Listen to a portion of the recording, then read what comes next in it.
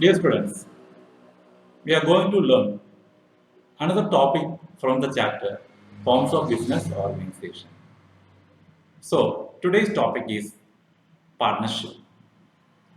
You know very well from these pictures, it is very clear there will be minimum two parties to start a partnership form of business organization.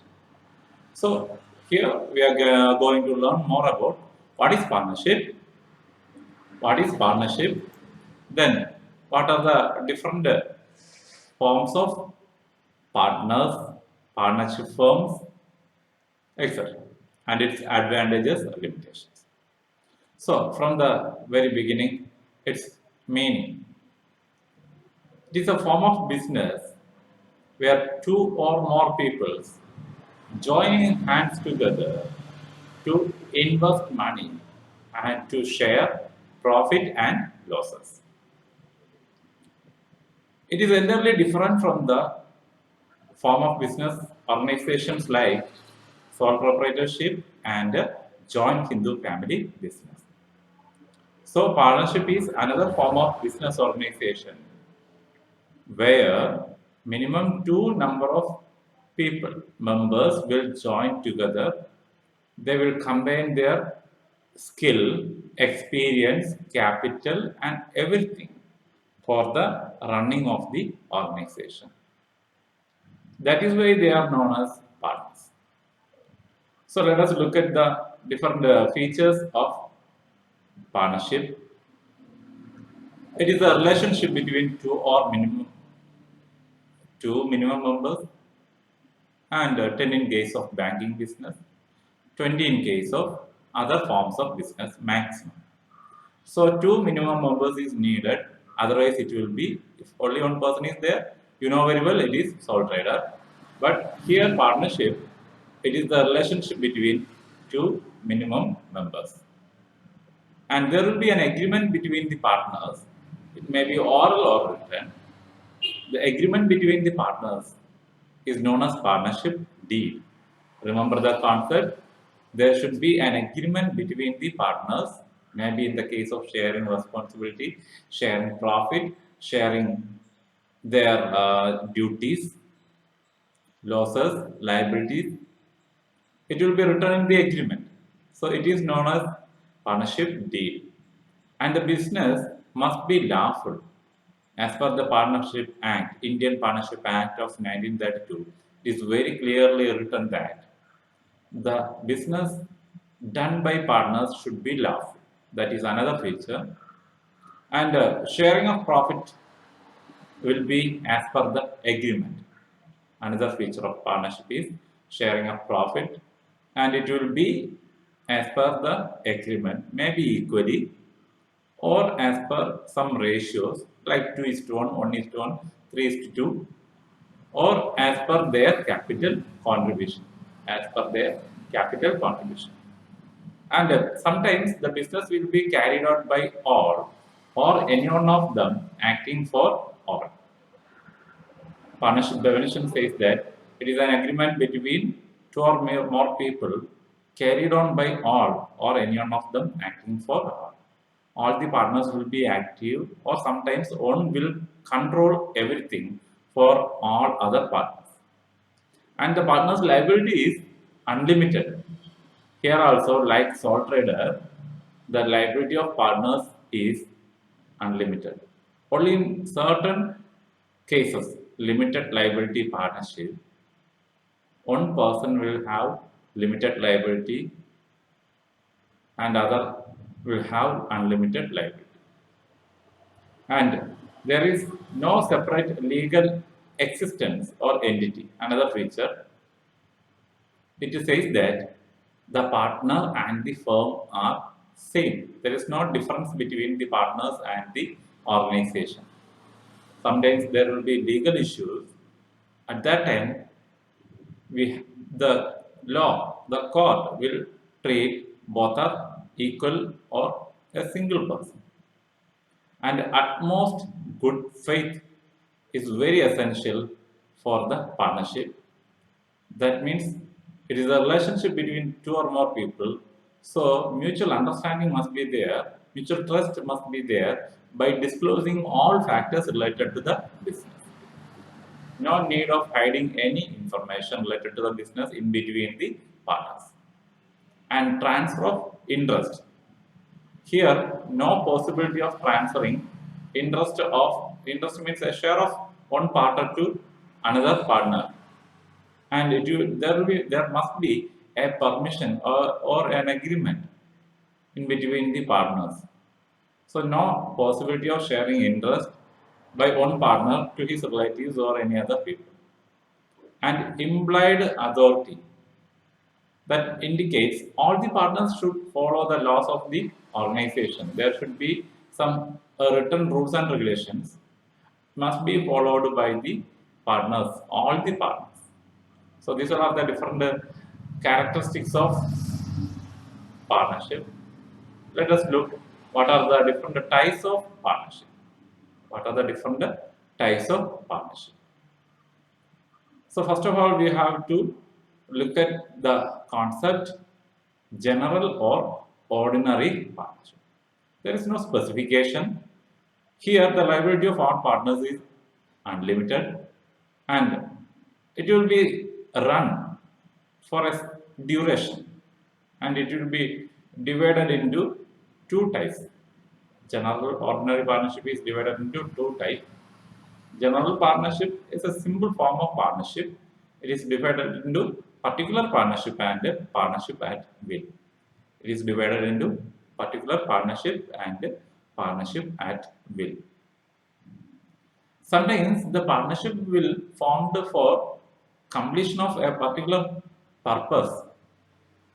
There will be some objective, some project will be there. For the completion of that purpose, people will start partnership. So that is the example for particular partnership. So read the explanation. Partnership formed for the completion of a particular purpose for a fixed period. It may be for 2 or 3 years or 5 years.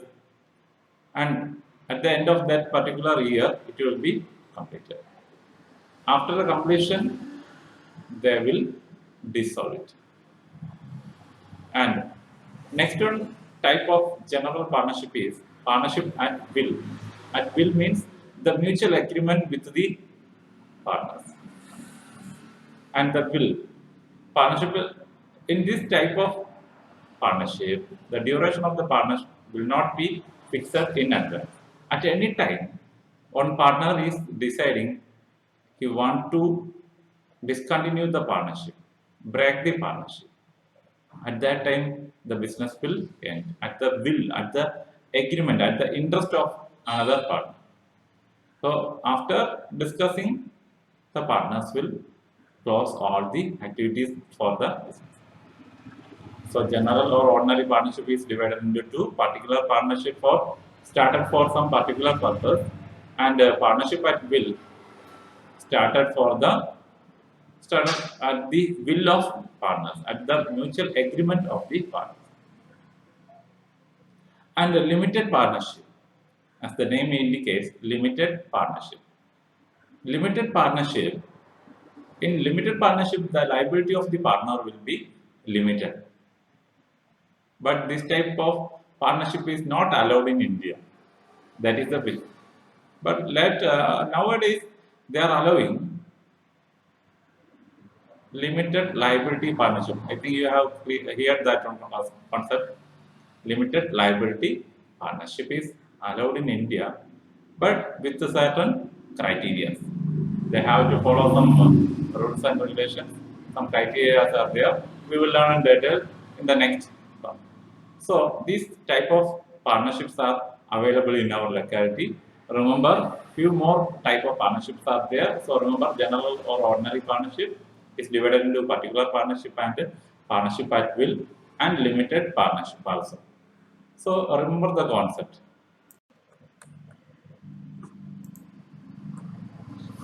And next topic in this chapter is kinds of partners.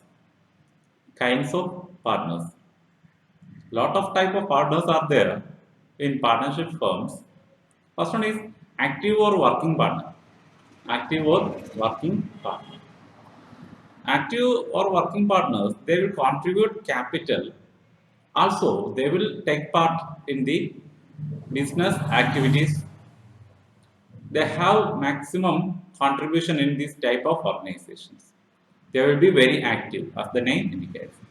But the second one, sleeping or dormant partner, they will not have any active participation. They will contribute capital, but they will not actively participate in the business activities. But they will share profit and losses. Nominal partner or ostensible partner, they will not contribute anything in the business. They will not contribute capital to the organization, but their reputation, their good name is beneficial for the organization. That is why they are known as nominal partner. They are contributing, they are not contributing anything, but they are acting as a partner in the organization. Their name will be used. And the next type of partners include partner by estoppel, partner by holding out, then partner in profit only, sub partner, etc. Partner by estoppel, through his behavior, through the behavior of this type of person, they will show, they will make a show in front of the public. They are a partner in that particular form of organization. Some people are misusing the public by acting like that. So partner by estoppel. Then partner by holding out. He is also representing as a partner in front of the public.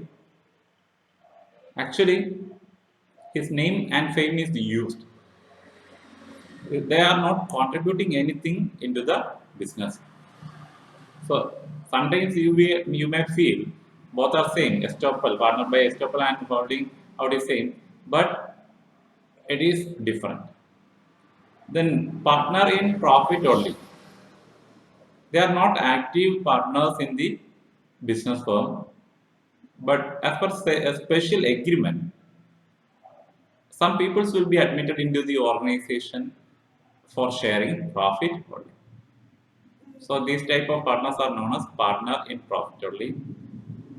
And sometimes an outsider will be appointed as a partner as his agent by a core partner. That type of partner is known as sub partner. Sometimes I am working as a partner in an organization. I have some other form of business. I will appoint an outsider in the organization for doing my duties. So that person is known as sub partner. So these are all the type of partners, and we have to keep a question in our mind: can a minor can be appointed as a partner? It is very clearly explained in the Section 30 of the Indian Partnership Act of 1932.